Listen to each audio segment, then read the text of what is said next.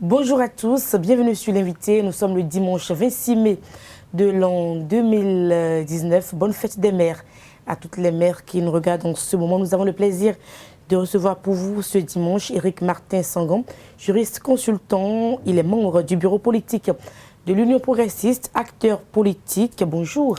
Bonjour, belle dame. Bienvenue à vous. Et pour conduire l'entretien avec moi, Kader Achirou, bonjour. Bonjour, vous n'avez dit chers amis internautes, bonjour. Éric Martin Sangan, bonjour. Mon cher ami Kader, bonjour. Vous avez suivi, comme tout Béninois, le message du chef de l'État, Patrice Talon, à la nation béninoise. Alors, tout de suite, quelles sont vos appréciations? Très bonnes appréciations. Et ce message, est-ce qu'il a pu combler les attentes à votre avis? Ce message m'a complètement satisfait, moi. Et ça devrait satisfaire tous les citoyens, tous les vrais citoyens, tous les Béninois épris de paix, de justice et de développement pour ce pays. Justement, vous dites que ça devait satisfaire tout le monde, mais on a suivi au lendemain, déjà même dans la même soirée, au lendemain de ce message, la réaction des acteurs de l'opposition. Quels commentaires vous avez à cet effet? Je voudrais qu'on parle de la réaction des acteurs ou de certains acteurs politiques. Il faut nuancer un peu. Parce qu'au regard de nos tests aujourd'hui, nous n'avons aucun parti politique qui se soit déclaré parti d'opposition. Maintenant, quand nous les appelons, quand nous leur conférons ce titre d'acteur d'opposition, je voudrais savoir de quelle opposition il s'agit. Alors, j'aurais aimé que nous parlions des acteurs et qu'on les cite nommément. Les ténors de Force Courrier.Bénin Émergent, les ténors Union de sociale Force libérale. Courrier.Bénin Émergent, c'est qui, par exemple? L'ancien président Thomas Bouni-Yahi. Allez-y, Éric Martin Sangan. Je ne sais pas si Bouni-Yahi a réagi par rapport au message du président de la République, mais je sais que j'ai vu une certaine classe politique monter au créneau. Un certain Houndété réagir et j'ai dit je le comprends. Je le comprends, je l'ai dit quelque part. C'est des gens qui sont aux abois. C'est des gens qui sont aux abois parce qu'ils se sentent sevrés. Parce que pour eux, l'hémicycle, c'est leur maison familiale. Et quand ils n'y sont pas, il n'y a aucune légitimité. Et tant qu'ils n'y seront pas, ce n'est pas une assemblée légitime, c'est une assemblée de 2% peut-être, ou même de 1%. En réalité, je n'ai pas vu d'objectivité. Parce que vous êtes sorti d'une bataille, vous êtes armé de menaces, vous êtes même passé aux voies de fait, qui malheureusement a coûté la vie à de paisibles citoyens. Et au lendemain de tous ces événements, la première autorité, le chef de l'État, fait une sortie médiatique et ne lance pas une chasse aux sorciers. Au contraire, il tend la main et il appelle à l'apaisement. Tout citoyen normal, tout citoyen honnête se devrait déjà, même s'il a quelques inquiétudes, même s'il a des doutes, le citoyen normal se devrait d'accepter d'abord cette main tendue et de poser les conditions après. Quitte à démontrer après qu'il y a mauvaise foi. Parce que, comme vous voyez, nous, aujourd'hui, le chef de l'État, le président de la République, c'est Patrice Talon. Okay. Et je sais que sous d'autres époques, au lendemain de l'installation, on ne voulait même pas attendre l'installation du Parlement pour commencer par arrêter les gens. On a vécu ça ici en 2015. Simplement parce que Azanaï a fait des déclarations, a fait des allégations. Malgré qu'il fût élu député, on a voulu le chercher. Cela, souvenez-vous de cela. On était au Bénin, on n'était pas ailleurs. Mais ils ont mis des gens dans la rue. Des citoyens sont passés de vie à trépas. La première autorité du pays n'a pas demandé qu'on amorce l'arrestation, n'a pas demandé qu'on commence par chasser le sorcier, encore qu'ils sont de vrais sorciers. Et puis j'estime que c'est du pipeau, comme ils ont l'habitude de dire, et qu'ils ne veulent pas, c'est leur problème. Bientôt, nous irons aux élections communales. Ils ont encore recommencé par chanter et par danser. Mais quand ils se retrouveront encore coincés, incapables de candidater pour les élections communales, ils diront encore que c'est des élections exclusives. Vous comprenez? On vous dit, venez vous asseoir, on va discuter. Et vous dites, nous ne discutons pas. Parce que nous estimons que vous n'êtes pas légitime. Patrice Talon n'est pas élu régulièrement. Le Parlement, même si c'est avec 2%, quel est le seuil à atteindre par les suffrages de validité des élections législatives? Que dit notre Constitution en cette matière? La CNAD ne dit rien. Donc même si il y a eu 1% de suffrage exprimé, les députés sont des députés complètement légaux, légitimes, représentants du peuple béninois au Parlement. On ne peut pas parler comme ça. On ne peut pas parler comme ça. Éric Martin Sangaré, revenons au discours du chef de l'État. Beaucoup de personnes ont estimé en fait que le timing n'était pas forcément bon, une chose, et puis de deux, la posture n'était pas forcément bonne. On a senti un chef d'État qui était toujours rassuré, qui tendait la main, mais comme s'il ne tendait pas en griffe. C'est les observations qu'on a eues. Du coup, une classe politique s'inquiète pour dire, mais attends, voilà, le président qui vient parler, qui dit ma main est tendue, mais en réalité, est-ce que vraiment sa main est tendue? Je ne suis pas Patrice Talon, je ne suis pas président de la République, mais je l'ai regardé comme tous les Béninois, et moi je vois bien qu'il a tendu la main, et je vois qu'il a tenu un discours d'apaisement, un discours d'appel à la réconciliation. Moi j'ai foi, je crois en lui. Voilà, je ne suis pas de ceux qui pensent qu'il a dit je tends la main, mais qu'il n'a pas la main tendue. Je ne crois pas. Donc vous pensez qu'aujourd'hui, qu'est-ce qu'on devrait faire si vous étiez à la place? Accepter la première chose à faire, la seule chose à faire aujourd'hui, d'ailleurs, la seule alternative qu'il y a, c'est de prendre la main, c'est d'accepter la main tendue du chef de l'État et d'aller aux discussions, aux négociations. Qu'ils vous souviennent, dans les années 89, quand Kérékou avait appelé la conférence nationale, le pays était dans des conditions complètement catastrophiques. Et c'était un chef militaire au pouvoir, avec tout ce que nous connaissons, avec les assassinats sommaires, les contraintes à l'exil, tout ce qu'on voulait, la disparition de l'époque. Mais quand il a dit, nous appelons à une conférence nationale, les Béninois ont répondu. C'est même les premiers à descendre au pays, c'est les gens qui ont été condamnés à mort, qui avaient sur eux des peines de condamnation. Mais ils sont venus. Ils ont pris le risque pour le pays. Au fond, ce n'est pas nous qui comptons, c'est ce pays qui compte. Et à chaque fois que nous voulons poser un acte, nous devons de penser à ce peuple-là, à ces enfants qui sont en train de pousser, et à qui nous avons l'obligation de léguer ce pays d'un jour à l'autre. On a l'obligation de le faire. On doit penser à eux. On ne peut pas tout retourner à nous. C'est tout retourner à soi que de dire non, ce n'est pas une main tendue. J'ai l'impression que pour qu'il y ait vraiment main tendue, il lui fallu que Patrice Talon dise bon, à partir d'aujourd'hui, je démissionne, je dis sous l'Assemblée nationale, et rebelote. C'est ce que les gens auraient souhaité, mais ils n'auront jamais ça. Alors, nous sommes dans une république avec des règles. Alors, toujours au sujet de ce message du chef de l'État, Patrice Talon à la Nation, il y a eu une déclaration de Force Corée pour un Bénin émergent et qui appelle les organisations internationales à venir intervenir pour quand même rétablir l'ordre constitutionnel selon eux. Mais dans le même temps, on a eu le PCB qui est également un parti d'opposition qui est monté au créneau pour condamner cette posture. C'est en cela que moi, j'apprécie toujours les communistes. Ils symbolisent parfois complètement la déraison, mais quand ils sentent qu'on est en train d'avoir des comportements pour mettre le feu à la maison, c'est les plus raisonnés. C'est les plus raisonnés. Il n'y a pas meilleure formation politique que le PCB pour appeler à des interventions étrangères. Mais je suis surpris que ce soit l'ex-parti politique FCBE qui nous a donné des députés, qui nous a donné un président de la République, qui a gouverné ici, qui a été président de la République, et qui a posé des actes, qui a eu des comportements que nous savons, qui nous a traité ou traité les Béninois de petits, qui nous a dit qu'il va amener, je vais l'utiliser, je ferai venir mes miens de là-bas, ils viendront vous affronter ici, qui a estimé que lui, il est d'une partie et que ici, ce n'est pas chez lui alors qu'il présidait le pays. C'est ce parti politique qui se lève aujourd'hui et demande aux puissances étrangères de venir rétablir ce qu'ils appellent l'ordre constitutionnel. Tout comme si l'ordre constitutionnel là n'est plus de mise au Bénin. Nous avons un président élu régulièrement. En 2016, nous avons un Parlement également élu régulièrement conformément aux lois de la République.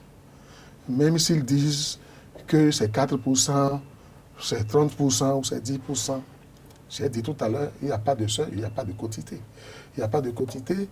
Et c'est de leur fait également. Quand on appelle à des élections et que vous passez tout le temps à menacer les gens, à dire aux gens de ne pas sortir, quand vous prenez des gris-gris que vous allez mettre dans des centres de vote, quand vous distribuez de l'argent pour que les gens ne sortent pas pour aller voter, c'est normal que nous ayons ce résultat-là, leur est imputable. Ils ont empêché les citoyens d'aller faire leur devoir civique. Et ils devraient être poursuivis pour ça. On ne peut pas appeler publiquement des citoyens à ne pas aller voter. C'est une faute. C'est un délit qui normalement devrait être puni. Donc, je pense que le procureur de la République a quand même beaucoup de boulot. Hein. Si moi j'étais à sa place, j'aurais pris des mesures. Heureusement que vous n'êtes pas à sa place. Heureusement. Allez-y. Vous aurez pris des mesures. Alors, parlons de l'Assemblée nationale, cette 8e législature. Elle a été installée le jeudi sous haute surveillance militaire. Le bureau a été composé le lendemain, le vendredi. Comment appréciez-vous la composition de ce bureau de l'Assemblée nationale? Oui, l'Assemblée nationale a été installée sous haute surveillance militaire. Oui, c'est vrai. Dans ce pays aussi, des chefs d'État ont prêté serment sous haute surveillance militaire. Des présidents de la République, pas 2 fois au moins. La première fois en 2001, quand encore les mêmes, enfin, les Nicéphore Soglo et d'autres, ont refusé d'aller au second tour. Vous vous rappelez que ce fut également un match amical. Parce que c'était finalement Bruno Amoussou, le président Bruno Amoussou, qui a été le challenger du général Mathieu Kédékou au second tour des élections présidentielles 2001. Et il y avait une sorte de crise parce que les gens disaient, les gens sont allés m'appeler des soldats, des officiers en cabale pour qu'ils viennent faire des coups d'État. Donc déjà en 2001, il y a eu installation du président de la République sous haute surveillance. C'est des mesures de sécurité. C'est inhérent à toute démocratie. En 2011, vous savez également comment ça s'est passé, puisque moi j'étais à Porto-Novo. Il n'y a aucune installation en réalité d'institutions de l'État sans qu'il n'y ait des mesures sécuritaires. Vous me direz que c'est la première fois qu'un Parlement a été installé dans ces conditions et dit qu'à cela ne tienne. Mais cela va de soi que c'est un acte de souveraineté.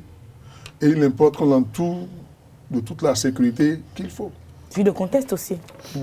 Oui, certainement que ça a joué. Vu le contexte et les appels à l'agression.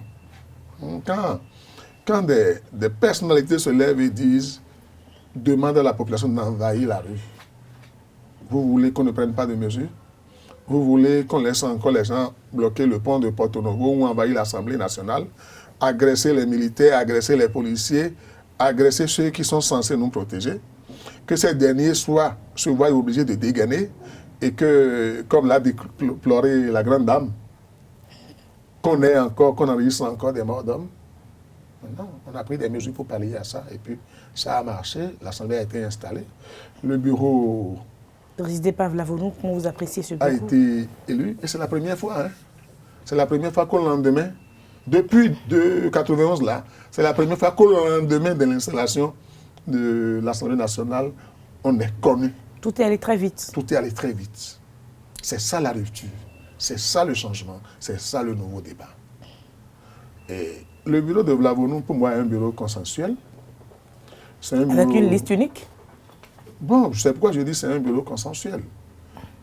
Si les députés à l'Assemblée se sont entendus pour désigner ceux qui vont les diriger, nous ne pouvons pas le leur reprocher. Parce que dès qu'ils sont élus députés, ils ne sont plus des députés d'un parti politique. Ils sont des députés, ils sont des élus de la nation et nous représentons tous. S'ils ont estimé que c'est ce bureau-là qui est à même de conduire les travaux, moi je les en félicite. Alors, l'autre sujet qui a été objet de polémique, c'est par rapport à la démission du ministre Sakala Fia du Parlement et pour céder sa place à sa suppléante. Et qu'on avait à constater que dans la même journée, la suppléante a été première vice-présidente de l'Assemblée nationale. Donc on estimerait qu'il y aurait une préméditation. En quoi cela gêne? En quoi c'est une préméditation? On parle de préméditation quand il y a complot. On parle de préméditation quand il y a crime. En quoi cela gêne? Que je parte, parce que je sais que moi, je n'ai pas envie de rester. Sakala Fia n'a aucune garantie de rester au gouvernement. Mais il a estimé un homme politique avisé, et il le disait même avant qu'on aille aux élections, que lui n'allait pas siéger. En quoi ça gêne? Si lui ne veut pas siéger, en quoi ça le gênerait de vite partir pour permettre à sa suppléante de briguer peut-être un poste? d'être candidat à un poste. Ça gênerait quoi? Ça dérange qui? Moi, je ne sais pas. On fait des débats, des débats de couloir, des débats parfois complètement enfantins. Ça devait pas. Est-ce que ça pose un problème de droit? Est-ce que, dans ces conditions, la dame peut candidater, la dame peut être membre du bureau? Est-ce que, dans ces conditions, la dame peut être installée comme députée? Si c'est ce débat-là que les gens veulent faire, on va sortir les tests, de loi, on va dire oui, c'est possible, c'est pas possible, on en conviendrait. Maintenant, si ce n'est pas le cas, que les gens saisissent la Cour constitutionnelle pour dénoncer ça. Ils n'ont qu'à introduire un recours. Avant de revenir aux défis qui s'imposent à cette législature, on a remarqué que le nombre de femmes à l'Assemblée, c'est vraiment minime. J'ai déjà... Vous savez, le problème de la représentativité des femmes est un problème des femmes elles-mêmes. Ah oui? Oui, c'est un problème des femmes elles-mêmes. Je trouve qu'elles ne sont pas assez militantes, elles ne sont pas assez engagées. Et malheureusement, la rareté qui se dégage du lot n'est pour la plupart du temps prise en compte parce qu'elles n'ont pas de représentativité. Ce que j'aurais aimé, moi j'aurais aimé voir des femmes leaders, de vraies femmes leaders, incontournables dans leur milieu, incontournables dans leur commune, dans leur quartier, pour que réellement, pour les parlements à venir, on puisse en avoir un certain nombre. Voilà. Donc, c'est vrai, c'est regrettable. Ce n'est pas évident dans un pays comme le Bénin d'être femme leader, de se battre et puis de pouvoir se frayer un petit chemin.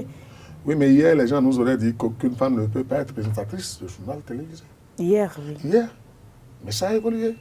Ça veut dire que ça peut évoluer demain. Il appartient aux femmes de se prendre en charge. N'attendez pas qu'on vous donne la liberté. Vous ne l'aurez jamais. Mais il ne faut pas nous bloquer non plus. On ne vous bloque pas. Nous avons parlé de parité. N'attendez pas que nous fassions non plus des facilités. Mais le dégainer non plus pas sur nous, parce qu'on a reçu déjà une dame ici qui a dit en politique ce n'est pas facile pour les femmes, les hommes sont capables de dégainer sur elles. Dégainer quoi? Ils sont des revolvers. Alors, Éric Martin-Sangan, la 8e législature, quels sont les défis qui s'imposent à cette législature à votre avis? D'abord, elle a l'obligation de faire mieux que ce qui a été fait par celle qui s'est achevée récemment. De nous voter beaucoup de lois, de ratifier suffisamment d'accords, mais de voter des lois de qualité, des lois qui apaisent, des lois qui rassurent la population. Et comme l'a souhaité le chef de l'État, même si moi je ne suis pas complètement d'accord avec lui, de procéder à la rélecture des lois polémiques, de voir ce qu'il faut ajouter. Avec un statut de l'opposition. Et de veiller maintenant à ce que l'opposition ait un statut. Moi je dis, il n'y a pas que le statut de l'opposition. Il faut trouver un statut aux députés suppléants. Il faut trouver un statut. Il faut qu'on essaye de régler leurs problèmes. Parce que quoi? Vous voyez des gens qui sont élus, qui sont censés être députés, mais qui vivent le misérabilisme ambiant. Vous les voyez, vous allez avoir pitié d'eux. Et c'est des élus. Parce que tant que le titulaire siège, c'est que l'autre est député. Des élus, il faut qu'on leur